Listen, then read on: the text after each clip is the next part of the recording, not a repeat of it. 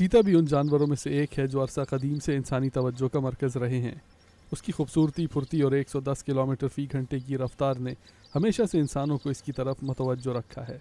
کسی زمانے میں یہ افریقہ، انڈیا اور ایشیا میں پھیلا ہوا تھا، مگر آج یہ صرف 24 افریقی ممالک میں پایا جاتا ہے اور اس کی تعداد دنیا میں صرف 10,000 بتائی جاتی ہے۔ لوری ماکر ان کو بچانے کی کوششوں میں لگی ہوئی ہیں۔ میں نے چیتوں کے ساتھ کام کرنا شروع کیا جب میں ریاست اوریگن میں رہتی تھی۔ وہاں میں جانوروں کا ایک پارک چلاتی تھی۔ یہ 1970 کی دہائی تھی جب چیتوں کے بارے میں لوگ اتنا نہیں جانتے تھے۔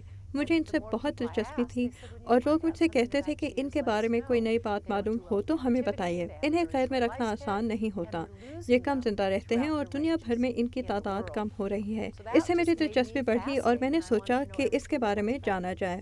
چیتوں کی تلاش میں یہ افریقہ کے ملک نمیبیا چلی گئیں۔ انہوں نے وہاں جا کر چیتا کنزرویشن فنڈ نامی ایک تنظیم کھولی جو چیتوں پر تحقیق کرتی ہے اور معلومات فراہم کرتی ہے۔ جن مسائل کے حل کے لیے یہ کوشاں ہیں ان میں ہے چیتوں کا مقامی کسانوں سے سامنا، کیونکہ یہ وہی بھیڑ بکریاں کھاتے ہیں جو کسان پالتے ہیں۔ اس وجہ سے ان کے کسانوں کے ہاتھوں مارے جانے کا بہت خطرہ ہوتا ہے۔ 1990 میں لوری نے مقامی کسانوں کو ترکی سے تعلق رکھنے والے ایناٹولین شیپرڈ سے متعارف کروا دیا۔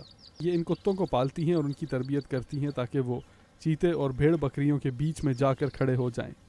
This breed has been used for about 5,000 years to protect livestock. کتے کی اس نسل کو پچھلے 5,000 سال سے بھیڑ بکریوں کی حفاظت کے لیے استعمال کیا جا رہا ہے۔ یہ بغیر حملہ کیے ہوئے مویشیوں کی حفاظت کرتے ہیں۔ چیتے کو دیکھ کر یہ زور زور سے بھونکتے ہیں اور تمام بکریاں ان کے گرد جمع ہو جاتی ہیں۔ چیتا کتے کی موجودگی میں حملہ نہیں کرتا اور ان جگہوں سے دور رہتا ہے۔ پچھلے 15 سالوں میں انہوں نے 400 کتے نمیبیا کے مقامی کسانوں کو دیے ہیں۔ اس سے ان کے جانوروں کے نقصانات میں 80% کمی آئی ہے۔ Since our time in Namibia, the population of cheetahs there was about جب ہم نمیبیا گئے تھے تو وہاں صرف 1500 چیتے تھے۔ آج وہاں تقریباً 3.5 سے لے کر 4,000 تک چیتے ہیں۔